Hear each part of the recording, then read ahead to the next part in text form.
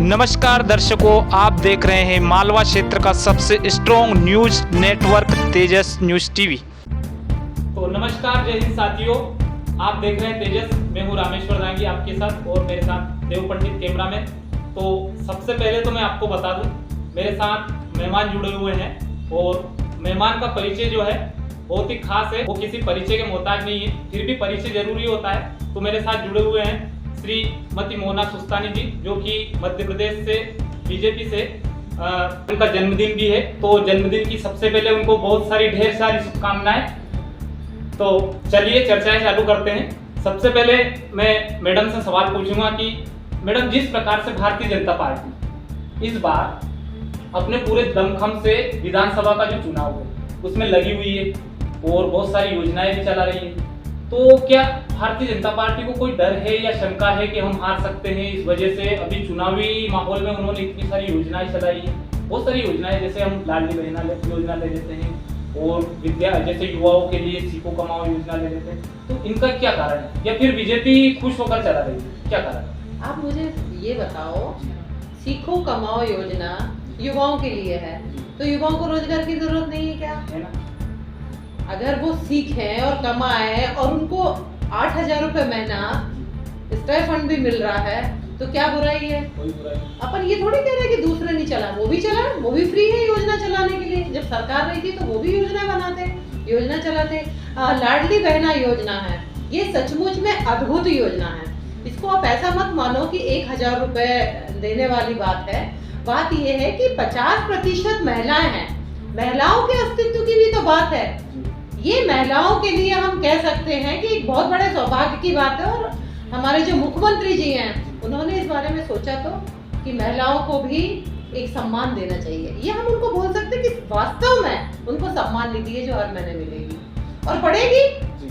1,000 रुपए, 1,250 रुपए, 3,000 रुपए तक के ये पैसा जाएगा। बिल्कुल कहा है तो करेंगे भी, क्योंकि शुरुआत कर दी है। बहुत बहुत धन्यवाद।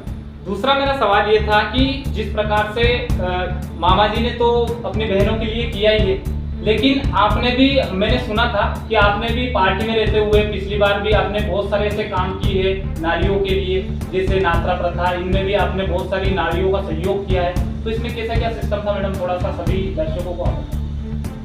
नहीं, वैसे जो हमारे जिले के और आसपास के लोग हैं वो तो बहुत अच्छे से जानते हैं कि नात्रा झगड़ा एक तो बहुत बुरी कुप्रथा है, जो पहले कभी दंड के तौर पे पैसा अगर जो छोड़ देता था पति या पत्नी, उनसे उनको दी जाती थी कि जो छोड़ा हुआ है वो आगे का जीवन यापन अच्छे से कर ले।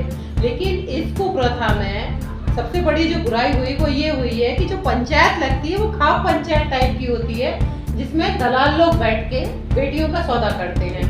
ये गलत चीज है कि आपने एक तो बेटी को छोड़ दिया, लड़के ने दूसरी शादी कर ली, बच्चे भी हैं, लेकिन जो छोड़ी हुई बेटी है वो दूसरी जगह शादी नहीं कर सकती, उससे लाखों रुपए की डिमांड करते हैं। और नहीं पटाने पे उनके खलिहानों में आग लगा देते हैं, खेत में आग लगा देते हैं, संतरे के पेड़ काट देते, जो पिंडारे हैं उनमें आग लगा देते। मतलब उनको जितना नुकसान कर सकते करें, मतलब तो सब तरीके से उनको नुकसान पहुंचा। वही तो, बेटियों का अपना अस्तित्व है।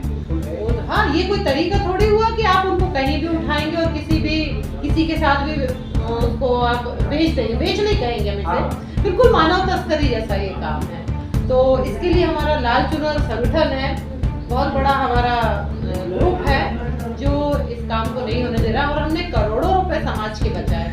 यही नहीं, राजस्थान, चित्तौड़गढ़, झालावाड़, अपने बीनागंज, चाचौड़ा, मतलब मंदसौर तक जाके हमारी टीम ने बेटियों की सहायता करी है। बहुत बहुत धन्यवाद मैडम, हमारी इस प्रकार की इस समाज को बचाने के लिए और इस कुप्रथा को निकालने के लिए समाज से। क्योंकि मैडम आजकल देखा जाता है कि बिना स्वार्थ से कोई भी व्यक्ति कुछ नहीं करता है। मान लिया जाए कोई राजनेता है, अगर उनको चुनाव जीतना है, लड़ना है, तो वो कुछ ना कुछ उस आड़ में काम करेंगे कि जनता हमें वोट देगी। लेकिन आपने बिना स्वार्थ के इतना अच्छा काम किया हमारी माताओं को, बहुत बहुत धन्यवाद। दूसरा जैसे मेरा सवाल था मैडम, जैसे कि भारतीय जनता पार्टी है, आपको इस बार कोई मतलब जो दायित्व देने वाली है, कोई ऐसा?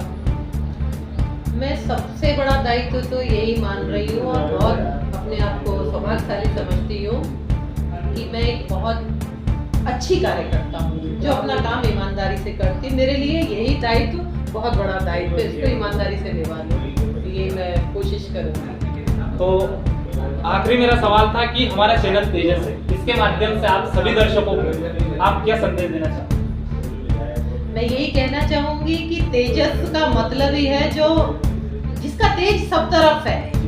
तो मैं सब लोगों से कहना चाहूंगी कि तेजस की जो शुरुआत हुई है और हमारा फर्ज बनता है कि हम लोग इसको ऊंचाइयों तक लेके जाएं, और आप लोगों को बहुत सारी शुभकामनाएं और बधाइयां।